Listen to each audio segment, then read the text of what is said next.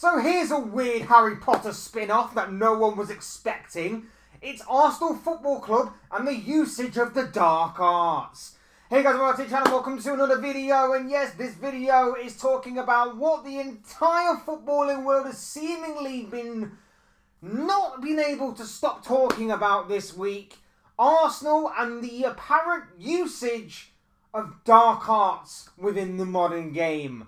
This week, news publications, media outlets and fans have been talking about this usage of dark arts within the modern game that Arsenal have supposedly been using now under their manager Mikel Arteta. Things like time wasting, things like going down with fake injuries, things like that. And it seems to have riled up everybody. And then add on top of that, this past weekend's 2-2 draw with Manchester City, in which Arsenal played very defensively. They were very solid and resolute, as is their right to be, when they were 10 men down with the entirety of the second half to play. Arsenal players were dropping like flies, going down with injuries, wasting a little bit of time there. And a lot of fans, a lot of journalists, and even a few players on Manchester City's part completely lost their minds. It was incredible to see, and it's incredible how over the course of these past few days, media outlets more and more have jumped onto this bandwagon, and they have not let go of this. They are like a dog with a bone on this. I'm going to have to feed into that narrative as well to kind of point out the hypocrisy and how laughable and stupid this entire narrative is with this video.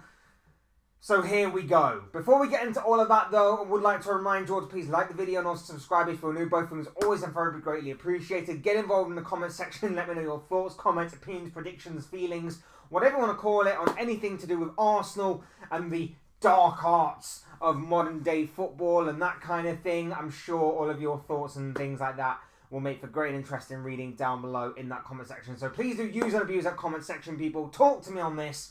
But without further ado, let's get on with talking about Arsenal and this alleged use of dark arts within the modern day game. Like I say, following the 2-2 draw with Manchester City on Sunday, this seems to be a trend that is gathering momentum and snowballing by a number of top media outlets, at least some of the more popular ones. The Athletic, Sky Sports, the Daily Mail, they are just three that I can name off the top of my head that have ran with some sort of story this week of Arsenal cheating, Arsenal using dark arts, Arsenal wasting time, Arsenal faking injuries, Arsenal injuring. Yes, as crazy as it sounds, and we will get on to this point, injuring opposition players on purpose. It's become laughable and it's become absolutely hypocritical and stupid of the entirety of the media. And the reason why is because they're scared. They are scared. Remember when Arsenal were supposedly in their banter era of winning a few FA Cups, the top domestic cup in England, that kind of silverware. No, when Arsenal weren't very good in the league, shall we say, when they were somewhat mediocre in the league, a lot of these media outlets would see Arsenal as a bit of a cash cow. They could poke it with a stick because it would rile up people. Fans would ring into shows like TalkSport, and they would ring into other kind of shows and other kind of, or message into other kind of publications, and they would get a reaction out of those Arsenal fans to be angry at the presenter or at the person giving an opinion about Arsenal. And they would just sit there and laugh at the guy who's raging and angry and shouting and yelling. And it would just drum up views because it would do the rounds on social media and people would be drawn to it. It would go viral. There'll be more eyes, not just on what they're talking about, but more so on the product and the platform that it's being presented on. That's what they did for a long, long time. And now that Arsenal are in a position where they are doing really well in the league and could potentially venture into competing on multiple fronts like the FA Cup, like the Carabao Cup, maybe even the Champions League, as well as still maintain a good stance in the Premier League. They're terrified now. A lot of these outlets now are terrified that their cash cow is drying up because Arsenal are doing well. And not only that, but they are, for whatever reason, scared of Arsenal doing well. They genuinely are scared of Arsenal doing well, that someone's going to dig up a clip of them 5 years ago and go, well, you said this about Arsenal then, and now look at them. Time and a different manager and everything else hasn't gone on in that period of time, but I guess it just shows the weak mind of some of these presenters and some of these pundits and some of these journalists. Like I say, this week has been a crazy week for Arsenal in terms of these dark arts allegations being thrown against them and these cheating allegations being thrown against them. Imagine that. You're a team that, to everybody's knowledge so far, hasn't breached any sort of FFP or PSR ruling, and yet you come up against a team that has got over 115 charges supposedly above their heads, and you're the ones that are getting seemingly called out for potentially cheating. Imagine that. That is just crazy beyond anything. But like I say, the three main ones that I really enjoyed seeing this week were the overlap with Jamie Carragher and Paul Scholes, in which they put out a video, but the thumbnail initially was "Are Arsenal cheats?" or some words to that effect, and then they've gone on to change it to "Are City cheats?" Yeah, very, very, very weird. The next one was an Athletic article, which we'll get onto a little bit more so, in which the guy who I don't even want to give any credit for in writing that article blames Thomas Partey for injuring Rodri, which, if anybody watched the game on Sunday, wasn't the case at all. It was just a freak accident. What happened to Rodri was just a freak accident in which he just lands funny and his ACL just explodes. That is just the unfortunate nature. And of course, again, we wish him a speedy recovery. But don't be trying to bring in your own agenda into the mix of fact. We all saw it. It wasn't any sort of clash that you claimed it was. It was just a freak accident, a freak landing, and something which you should know and should have integrity of, especially being the Athletic, who pride themselves on being one of the top tier publications within sport. It was bizarre. It was absolutely bizarre to see some of the quotes and things come out from that particular news article. And then there was also stuff from the Daily Mail as well, which seemed to claim that Premier League clubs have sent concerns about gamesmanship and Arsenal's repeated use of the dark arts throughout last season to the PGMOL. All of this just adds more fuel to this seemingly, I'm not saying all Arsenal fans are with this, but seemingly growing Arsenal agenda that all referees and PGMOL and VAR and Howard Webb and whoever else are against them. The media are just adding more fuel to that fire. I wouldn't buy into it. I really wouldn't buy into it. I would just say that for the past few weeks of the red cards and the irregularities and consistency that have seen why those yellow cards have been brandished, and in my opinion, again, I have to say rightfully so been brandished, but not rightfully so been brandished to other players that definitely did deserve them in the same scenario. I have to say that Arsenal have just been in the wrong place at the wrong time. That's it. That is it. I just have to say that Arsenal have been just the wrong place at the wrong time. But now this media agenda that they've seemingly grabbing with both hands this week, they are using this dark arts line like it's some sort of extracurricular thing from Hogwarts. Like Mikel Arteta's gone through platform 9 3/4, jumped on the train to Hogwarts and gone, right, I need to learn about these dark arts.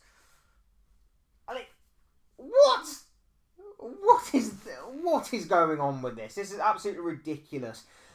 What makes it hypocritical, in my opinion, is the fact that years have gone by in which Arsenal sides have been criticised for being weak, for being soft, for not being smart enough, for not being intelligent enough, for not being street smart, for not being like this, not having that edge about them, not having that kind of ruthless side to them, and not having this sort of I don't care attitude about them.